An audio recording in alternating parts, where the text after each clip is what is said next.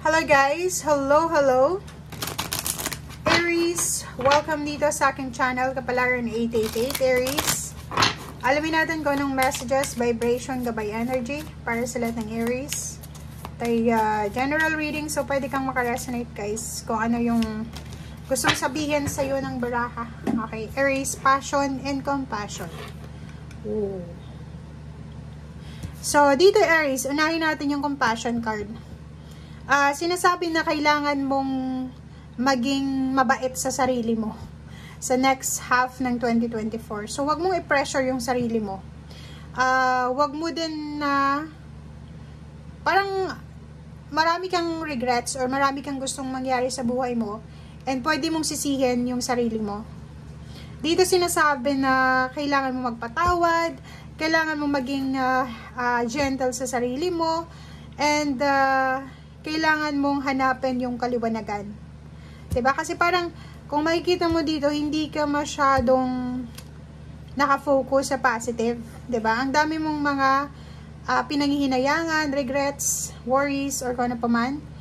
Kailangan mong maging gentle. Patawarin mo ang sarili mo para makaalis ka dyan sa situation na yan. Kung ano man ang situation na meron ka. Passion, yung iba sa inyo dito, sobrang fiery na ito. Oh. Aries, it's your energy. Sinasabi ng baraha na kailangan mong maging excited ulit. Kailangan mong maging fire sign energy. Anong tawag dito? Fire sign energy ka naman talaga. Fire sign ka. Pero ang problema lang is hindi mo masyadong nafe-feel yung energy na to sa ngayon. So, kailangan mo maging passionate. Gawin mo kung ano yung nagbibigay excitement sa'yo. And wag kang panghinaan ng loob. Okay?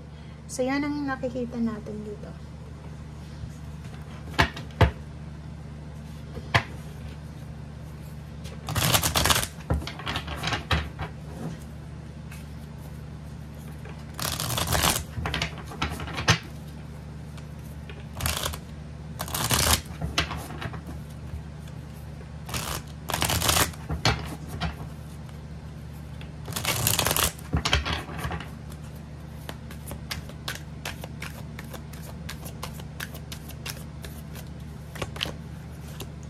Okay, first card sa second deck is Seven of Michael. Nakikita natin dito may mga Aries na medyo nahihirapan silang magdesisyon. Nahihirapan silang gawin kung ano yung mga gusto nilang gawin kasi hindi nila alam kung saan sila patungo. 'Di ba? May ibang Aries na nag-iisip maging business leader or parang maging self-employed.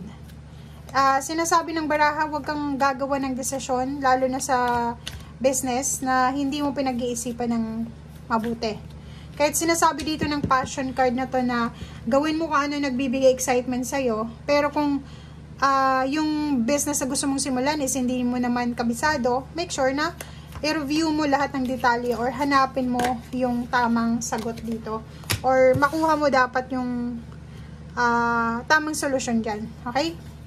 Ace of Gabriel, passion din siya. 'Di ba? So, nakikita natin dito na punong-puno ka ng inspiration, ng passion, ng opportunity. Ang problema nga, huwag tayong gagawa ng desisyon.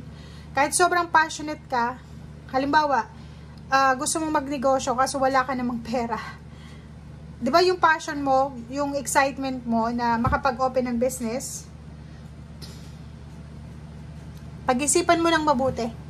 Okay? Medyo complicated yung energy mo dito. Medyo complicated siya. Seven of Gabriel. Oh, ang galing. So, yun, sinagot na ng baraha mo.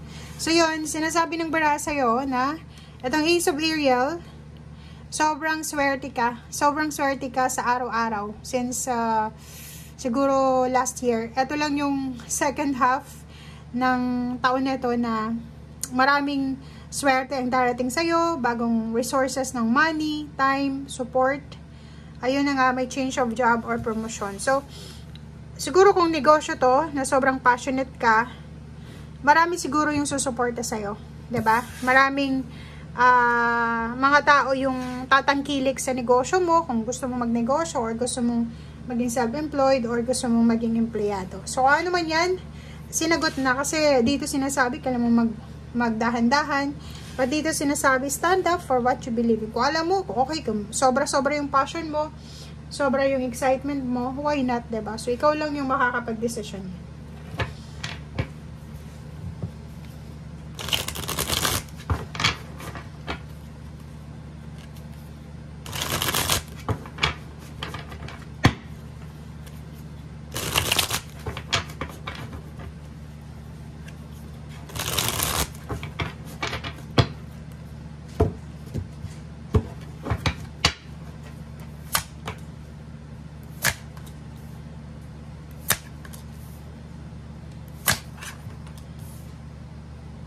Okay, Aries. Nako. Aries, may nakikita tayo ditong posibleng pagtatapos ng relasyon. Diba? Pwedeng may magkahiwalay na magkarelasyon or mag-asawa, intimate man or kano pa man. So, nakikita natin dito, pwedeng magkahiwalay kayo or pwedeng may mga problema kayong ma-encounter na siya yung magiging rason na maghiwalay kayo or magkaroon ng lamat sa relationship. Parang ganon. Four of Pentacles, nakikita ko sir dito na nakafocus ka sa pag-ipon ng pera sa next half. Nakikita din natin dito na may mga iba sa inyo na magsasign ng new contract, renewal ng new contract or kano pa man. So, ang nakikita natin dito, may mga Aries na siguro for the past few years, masaya sila sa relationship nila kahit wala silang pera. And yung second half naman ng 2024 is kabaliktaran yung mangyayari dito. Meron ditong pwedeng medyo malungkot yung relationship nila pero ang dami-dami nilang pera. Parang ganon. So, ang Wheel of Fortune, sinasabi na habang nanonood ka sa ngayon, kung ano yung sitwasyon mo sa ngayon, magbabago to. Kung nasa itaas ka ngayon, pwedeng medyo bumaba yung sitwasyon mo. Pero kung nasa ilalim ka ngayon, pwedeng pumunta ka dito sa sobrang taas. 'Di ba? Limpak-limpak na salapi. Kasi kung makikita mo, sobrang swerte ka eh. Ang daming resources ng money, income, time, support. Ang Hierophant, support to eh. 'Di ba? So, sinasabi ng barahan na maraming susuporta sa'yo. Maraming good news ng pera dito. Ito sa ilalim niya. Sinasabi ng barahan na maraming darating sa'yo na pwedeng kabaliktaran kung anong nangyayari sa'yo sa ngayon. So, kung habang nanonood ka, feeling mo wala kang pera or alam mo na wala kang pera, nako, second half, biglang magbabago yan.